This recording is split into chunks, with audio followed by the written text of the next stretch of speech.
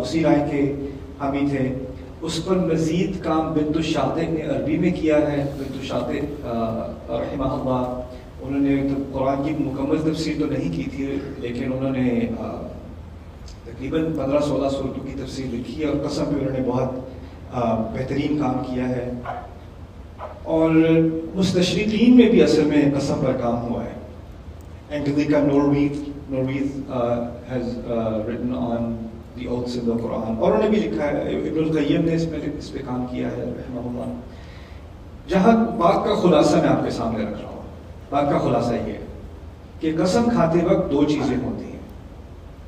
کس کی قسم کھائی جا رہی ہے اور کس چیز کے لیے کھائی جا رہی ہے. دو چیزیں ہوتی ہیں, المقسم بھی والمقسم علیہ. عربی کی ٹرمینالوجی یہ ہے, مقسم بھی کس چیز کی قسم کھائی جا رہی ہے, مقسم علیہ کس چیز کے بارے میں قسم کھائی جا رہی ہے, کس چیز کی وجہ سے قسم کھائی جا رہی ہے. اگر میں کہوں اللہ کی قسم میں نے نہیں کہا تھا, اللہ کی قسم میں نے نہیں کہا تھا, تو اللہ تعالیٰ کا نام ہوگا مقسم بھی, کیونکہ میں نے قسم کس کی کھائی, اللہ کی. کس بات پر کھائی, میں نے نہیں کہا تھا. وہ جو میں نے نہیں کہا تھا نا, وہ ہے مقسم علیہ. تو دو پیس ہو گئے اس کے, ایک ہے مقسم بھی, دوسرا ہے مقسم علیہ. تو جس طرح ہم قرآن میں پڑھتے ہیں والعصر ان الانسان لفی خسر, تو اس میں مقسم بھی کیا ہوا, کس چیز کی قسم کھائی جاتی ہے, العصر, وقت, زمانہ, تیزی سے گزرنے والا زمانہ, اس کی قسم کھائی جا رہی ہے. ان الانسان لفی خسر, وہ ہے مقسم علیہ, اس کو کہیے مقسم علیہ. اچھا, اتنی بات تو سمجھ آ گئی کہ یہ دو پیس ہوتے ہیں, ٹھیک ہے. اب اگلی بات کرتے ہیں اس پہ, وہ یہ ہے کہ اگر میں آپ سے کہوں اللہ کی قسم, آپ کنفیوز, کیونکہ اگر آپ نے قسم کھائی ہے تو کیوں کھائی ہے یار. ویسے کوئی آپ سے اللہ کی قسم کھا کے کہیں اور چل پڑے تو یار مقسم بھی تو تم نے دے دیا, مقسم علیہ کہاں ہے. اصل بات جو کوئی کرنے آتا ہے نا, وہ مقسم بھی نہیں ہوتی. اصل بات جو کرنا چاہتا ہے وہ کیا ہوتی ہے, مقسم علیہ. ان دونوں کے درمیان اصل جو مفہوم کسی کو آپ نے پیش کرنا تھا, کسی کو وہ بات سمجھانی تھی, وہ قسم سے تھوڑی آئے گی. اگر میں کہوں اللہ تعالیٰ کی قسم, اوکے جی السلام علیکم, آپ نے یعنی اس طرح سمجھ لیں کہ جو قسم کھائی جاتی ہے نا, وہ آپ کو تیار کر رہی ہے آنے والے مضمون کے لیے, مقسم علیہ کے لیے. مقسم بھی خود بذات خود ایک پیغام نہیں دیتی, مقسم بھی آپ کو تیار کرتی ہے آنے والے پیغام کے لیے. اس طرح کہ جس طرح کہتے ہیں نا مینٹل پریپریشن. نیوز میں پتہ ہے کیا کرتے ہیں کبھی کبھی, نیوز میں, کیونکہ آپ تو دیکھتے نہیں ہو, بہت اسلامی ہو, تو نیوز میں چینلز میں نیوز آنے سے پہلے وہ جب وہ ساؤنڈ آتی ہے تو کوئی بھی سننے والا اس کو پتہ چل جاتا ہے نیوز آنے والی ہے. نہیں ہوتا نا, مینٹل پریپریشن ہوتی ہے. اسکول میں کلاس شروع ہونے سے پہلے بیل ہوتی ہے, بیل سنائی دے تو انسان تیار ہو, اوکے کلاس شروع ہونے والی ہے, مینٹل پریپریشن ہوتی ہے. قسم کا ایک مقصد یہ بھی ہے کہ قسم سنی تو آگے ایک مضمون آنے والا ہے, آگے ایک ٹاپک آنے والا ہے. لیکن ویسے تو آپ ٹاپک پہ خود ہی جا سکتے تھے, کوئی بھی. اگر اللہ تعالیٰ کہتے ان الانسان لفی خسر, اگر پہلی آیت ہوتی سورۃ العصر کی ان الانسان لفی خسر, بات تو پھر بھی ٹھیک تھی.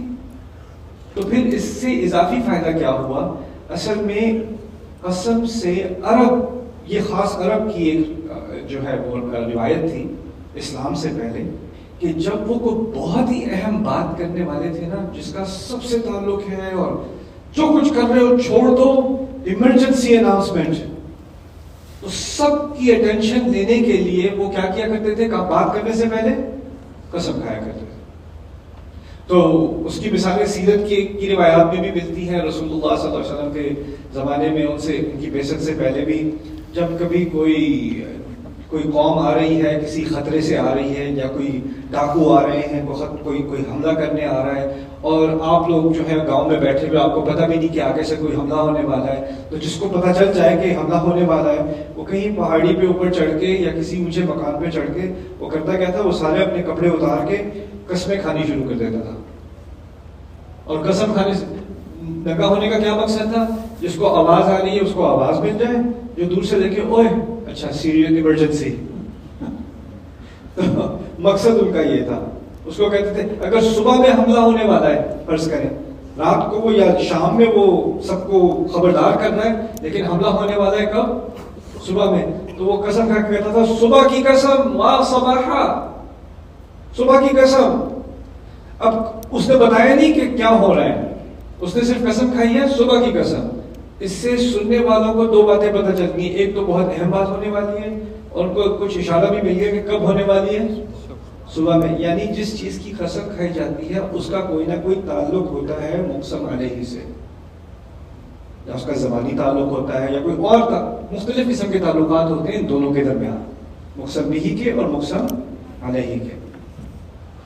تو اب ہم قرآن کی جو قسمیں پڑھتے ہیں، یہ تدبر القرآن کا ایک بہت بڑا مضمون ہے. اللہ تعالیٰ کسی چیز کی قسم کھا رہے ہیں تو وہ تو ہو گیا مقسم بھی. ذہن کہاں جانا چاہیے؟ یہ جو چیز ہے جس نے مجھے تیار کیا ہے، یہ کس مضمون کے لیے مجھے تیار کر رہا ہے، وہ ہوگا مقسم علیہ. اب مجھے پتا اللہ تعالیٰ نے اپنی حکمت میں یہ بات نازل کر دی کہ ان دونوں کا کوئی تعلق ہے، مقسم بھی کا مقسم علیہ کا کوئی تعلق ہے. اب مجھے اس تعلق کے بارے میں غور کرنا ہے کہ وہ کیا تعلق ہو سکتا ہے. اصلاحی صاحب کے ہاں فراہی اسکول میں ان کی بنیادی آرگیومنٹ یہ ہے کہ جو تعلق ہے نا یہ وہ شاہد اور مشہود کا ہے. یعنی اس طرح کوئی گواہی دے رہا ہوتا ہے یا ثبوت پیش کر رہا ہوتا ہے نا، وہ گواہی دے رہا ہے. یعنی جس طرح اگر آپ اس کو سورۃ العصر پہ اپلائی کریں، والعصر ان الانسان لفی خسر، وقت کی قسم ہے یعنی وقت گواہ ہے، اور وقت اس بات کا ثبوت ہے کہ ان الانسان لفی خسر. قسم اس لیے کھائی کہ جس چیز کی قسم کھائی وہ ثبوت کے طور پر سامنے آئے گی آنے والی بات کی، آنے والی بات کا وہ ثبوت بنے گی. اور یہ تھیوری بہت سارے مقامات پر اپلائی ہوتی ہے. میرے نزدیک یہ سب سے جو باقی مختلف اس کے بارے میں رائے ہیں، ان میں جو اگر آپ جائزہ لیں قرآن کی اقسام کا تو ان میں یہ سب سے زیادہ کمی معلوم ہوتی ہے. اس کا کنیکشن دیکھنے میں زیادہ نظر میں آتا ہے. واللہ تعالیٰ. مزے کی چیز کبھی میں انشاءاللہ بہت سارے کورسز ہیں جو میں کرانا چاہتا ہوں قرآن پہ، لیکن میں نے بھی کرائے نہیں ہیں، ان کو تیار بھی نہیں کیا. ذہن میں لسٹ بنائی ہوئی ہے، لیکن ابھی میں صورتوں پہ کام کر رہا ہوں تو وہ انشاءاللہ مکمل ہو جائے. پھر میں باقی قرآن کی کچھ اور سبجیکٹس ہیں جن پہ کام کروں گا. اقسام ان میں سے ایک ہے، کیونکہ ایک بڑا دلچسپ مضمون اقسام سے متعلق قرآن میں یہ ہے کہ کبھی کبھار اللہ تعالیٰ قسم کھاتے ہیں مقسم بھی اور مقسم علیہ نہیں ہوتا، اور ڈھونڈتے رہو. پھر مفسرون بھی جھگڑے میں ہو جاتے ہیں کہ مقسم علیہ کہاں ہے، شاید یہ والا ہوگا شاید وہ ہوگا، لیکن وہ ہے نہیں. تو کبھی کبھی مقسم علیہ مقسم بھی ہوتا ہے، قسم ہوتی ہے، اور مقسم علیہ نہیں ہوتا. وہ کیوں نہیں ہوتا؟ کبھی کبھار بات اتنی واضح ہوتی ہے کہ قسم سے ہی پتہ چل جائے کہ آگے کہنے والے کیا کہنے والا تھا، کہنے کی ضرورت ہی نہیں پڑی، خود ہی سمجھ میں آ گئی.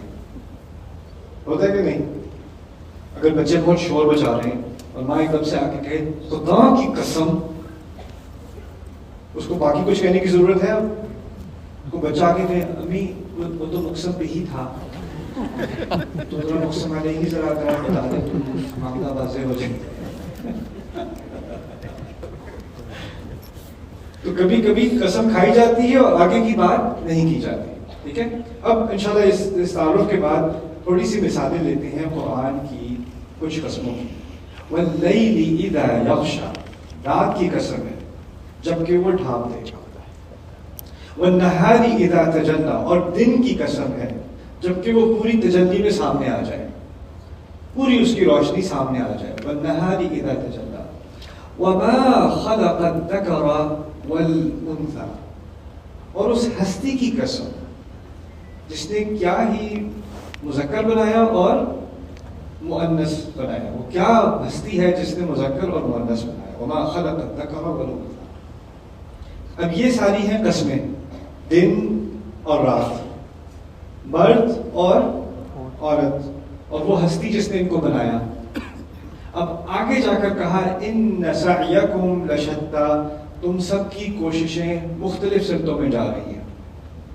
تم سب کی کوششیں شتیٰ ہیں. شتیٰ کہتے ہیں جو پھیل جائے ہر سمت میں، تحسبهم جميعا وقلوبهم شتى، تم سمجھو کہ ان کے دل اکٹھے ہیں لیکن ان کے دل ہر مختلف سمت میں پھیلے ہوئے ہیں، ان سب کا ایجنڈا ایک نہیں ہے. شتى کا لفظ اس طرح استعمال ہوتا ہے.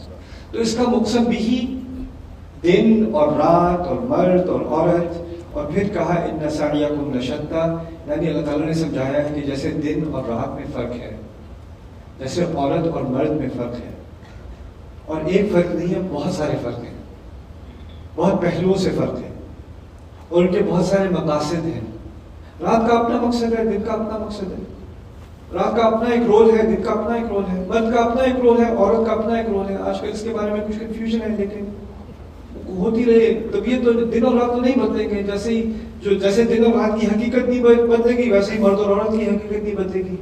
وَلَوْ كَرِهَ الْكَافِرُونَ، جتنا بھی نفرت کرتے ہیں بدلی تو نہیں ہے حقیقت. لیکن اور ہر ایک کا اپنا ایک رول ہے، اس کا اپنا ایک مقصد ہے. اگر سارا دن رہے، اگر سارا وقت دن رہے اور رات نہ آئے تو عذاب بن جائے.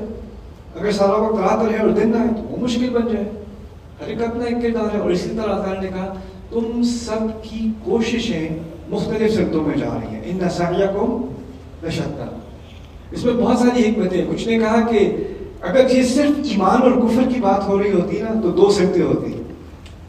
کچھ لوگوں کی سمتیں ایمان، کچھ لوگوں کی کوششیں ایمان کی طرف جا رہی ہیں اور کچھ کی کوششیں کفر کی طرف جا رہی ہیں. لیکن یہاں دو سمتوں کا ذکر نہیں ہے. شتى سے کیا مراد ہے؟ بہت ساری سمتوں. یعنی اہل ایمان کے اندر ہی ایک مرد دوسرے مرد سے مختلف ہے. اس کی کوشش اور اس کی کوشش میں فرق ہے. اس کو اللہ تعالیٰ نے جو موقع دیے کسی اور کو نہیں دیے، کسی اور مرد کو نہیں دیے. اس پر جو ذمہ داری ڈالی ہے وہ کسی اور پر نہیں ڈالی. کوئی پریزیڈنٹ ہے، کوئی جنرل ہے، کوئی ڈاکٹر ہے، کوئی کسان ہے. کیا ان کی ذمہ داریاں یا ان کی کوششیں ایک جیسی ہیں؟ نہیں. ان کے بوجھ میں فرق ہے اور ان کی کوششوں میں فرق ہے. کیا دو عورتیں ایک جیسی ہو سکتی ہیں؟ کسی حد تک، لیکن عورت میں فرق ہے، اس کی زندگی میں فرق ہے، اس کی ذمہ داریوں میں فرق ہے، اس کے امتحانات میں فرق ہے. تو ہر ایک کی کوششوں میں ایک ڈیورسٹی آ گئی.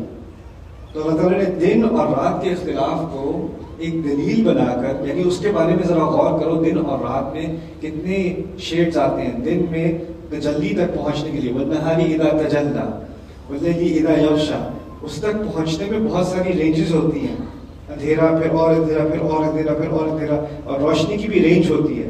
اسی طرح تمہاری ساری کوششوں کی بھی ایک پوری رینج ہے، پوری رینج ہے. سبحان اللہ.